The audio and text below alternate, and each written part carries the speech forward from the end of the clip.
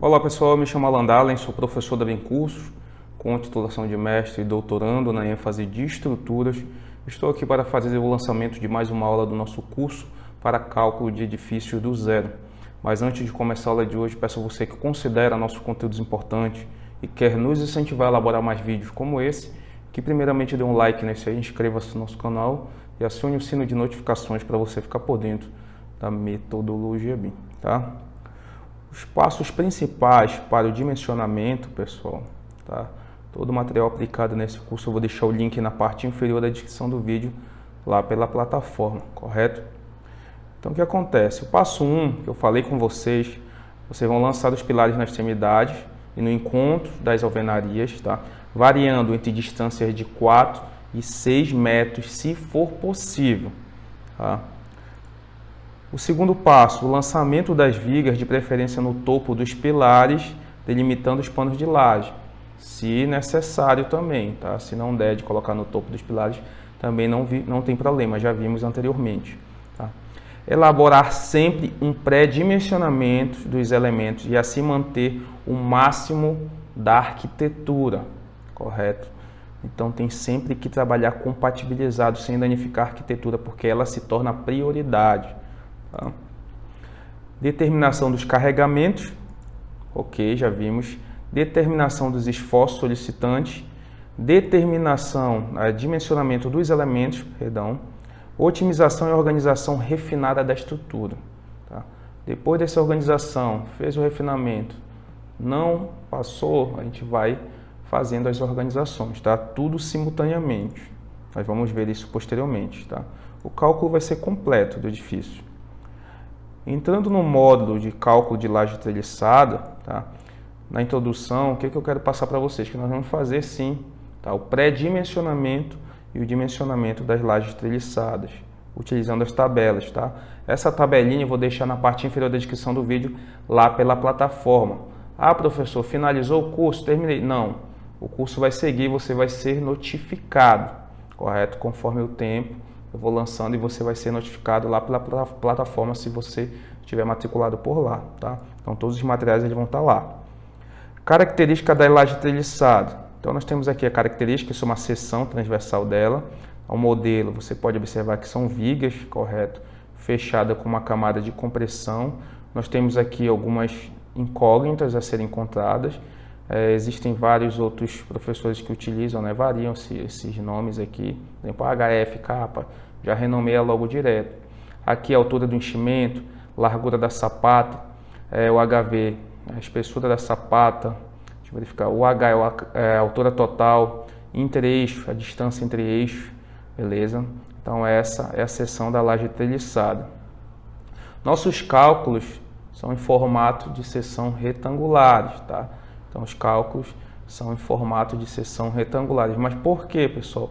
Aqui não é uma seção T, se você for observar. E por que o senhor adota esse método?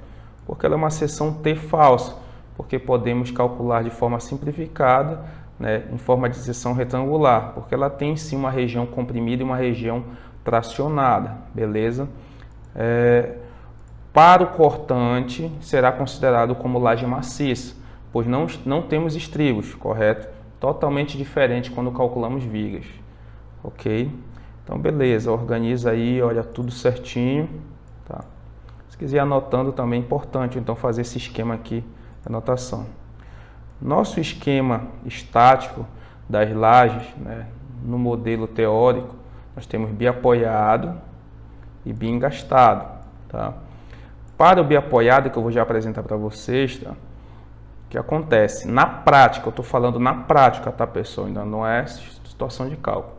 Na prática, nós teremos uma pequena parcela de momento fletor, se você for observar, tá? Então, o nosso modelo de laje, tá? Não posso abraçar, ela é biapoiada. Não tem parcela de momento negativo? Tem sim. Então, se você for observar na prática, ela tem uma parcela de momento, tá? O que prova isso? Pequenas fissuras, né, ou trincas que acontecem na borda dela, na extremidade. Vai cair? Não, se você fez o dimensionamento, dimensionamento correto, é normal apresentar esse tipo de situação, tá? Ou seja, na prática teremos sim momento fletor negativo, porém pouco. Esse modelo só terá armadura na parte inferior para o biapoiado, só nessa parte inferior aqui, ó, no corte, só teremos armadura nessa parte inferior, correto? Deixa eu abrir aqui outra representação, aqui, ó, na parte inferior, onde nós vamos ter essa armadura. É normal trincar, beleza? É normal trincar, não vai cair, mas é normal trincar.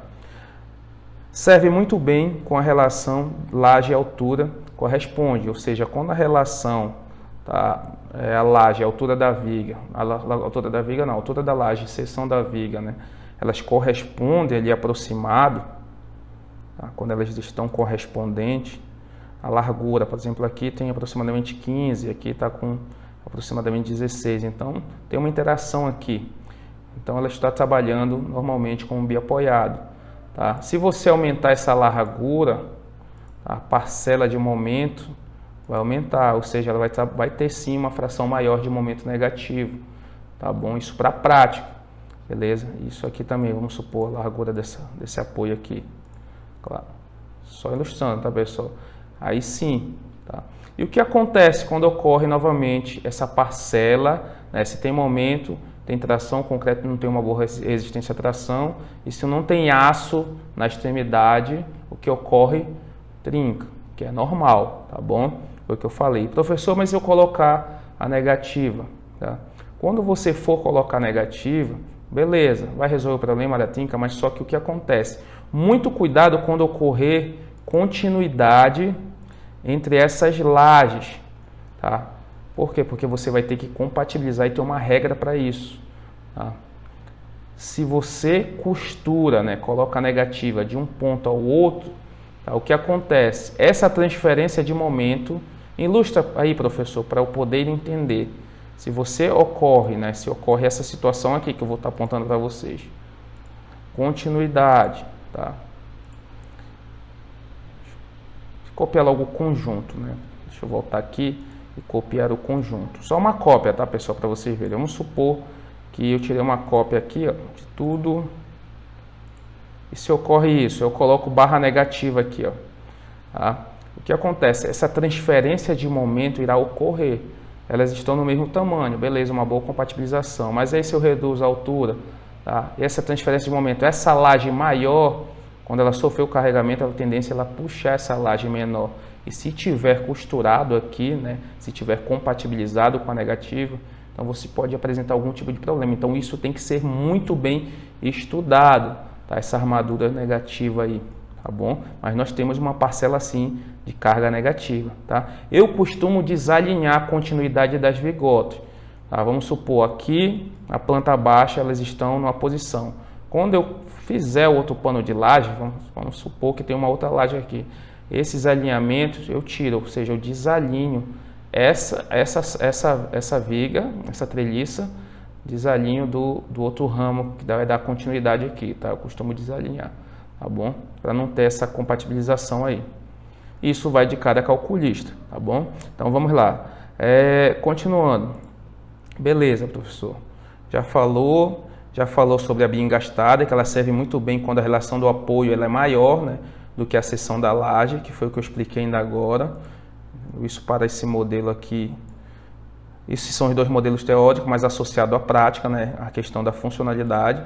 Tá? Se teve tração, o concreto, se tem momento em tração, o concreto, se não tiver armadura, ele vai trincar mesmo. Tá?